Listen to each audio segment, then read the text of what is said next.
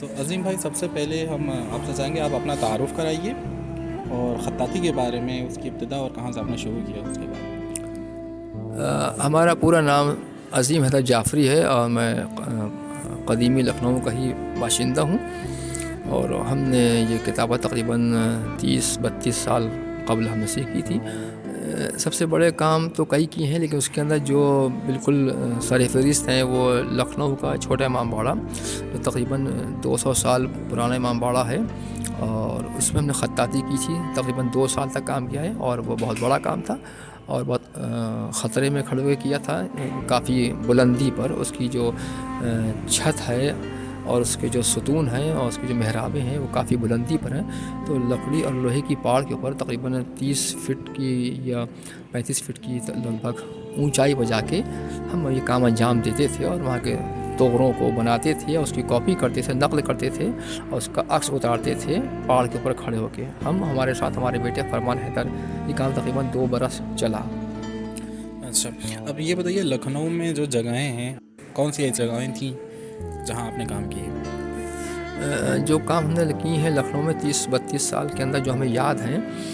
بڑے بڑے کام، اور جو ہمارے کام جو بالکل سامنے ہیں اور مجھے یاد ہیں، وہ یہ کہ چھوٹا امام باڑہ اور بڑا امام باڑہ اور شاہ نجف، روضہ سامرا، کربلا ملکہ آفاق، کربلا ملکہ جہاں، کربلا عباس باغ، اور کربلا تال کٹورا، اور کربلا عظیم اللہ خان، روضہ معصومہ قم، حضرت ملک فضل عباس علیہ السلام کی درگاہ،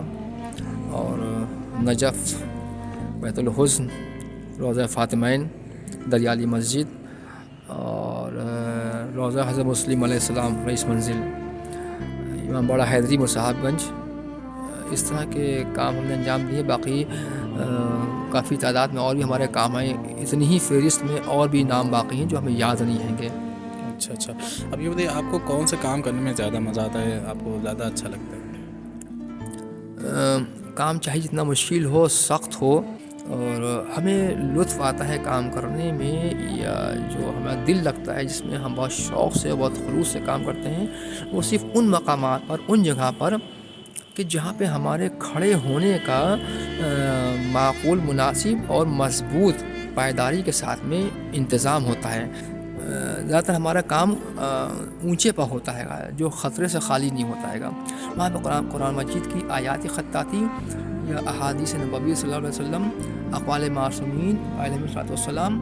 اس طرح کی خطاطی کا جب موقع ملتا ہے تو وہ ہم دیواروں پر ہم آئل پینٹ سے اور اپنے برش سے کھڑے ہو کر خطاطی کرتے ہیں۔ جو کام سخت ہوتا ہے، مشکل ہوتا ہے، بہت ہی خطرے سے خالی نہیں ہوتا ہے، لیکن جب ہمارے لیے انتظام معقول مناسب ہوتا ہے تو وہاں بہت ذوق و شوق سے کرتے ہیں، اور اس کام کرتے ہوئے ہم بہت خوش ہوتے ہیں، اندر سے ہماری روح بھی خوش ہوتی ہے، اور کام بہت عالیشان ہوتا ہے گا۔ اچھا، ایک آخری سوال یہ کہ جیسے آج کل بچوں کو اردو میں اتنی دلچسپی نہیں ہے، تو آپ جو اس جنریشن کو، آگے والی نسل کو کچھ پیغام دینا چاہیں گے؟ ہاں، یہ جس شہر کے ہم باشندے ہیں اور جس شہر میں ہمارے یہاں جو آبادی ہے، ان سے تو ہمارا کہنا یہی ہے کہ اس کو سیکھا جائے۔ ہم سکھانے پر تیار ہیں، اور ہم دیگر لوگوں کو سکھا ہی رہے ہیں، اور اس فن کو فروغ دے رہے ہیں۔ ہم جا بجا ہم بلائے جاتے ہیں، اس کو ہم سکھا رہے ہیں، اس کو ہم آگے بڑھا رہیں گے، اور لوگ ہم کو اس کا ہدیہ، اس کی فیس دیتے ہیں، اور ہم کو عزت و احترام سے بلاتے ہیں۔ عام طور سے زیادہ تر لوگ اس کو نہیں سیکھ رہے ہیں۔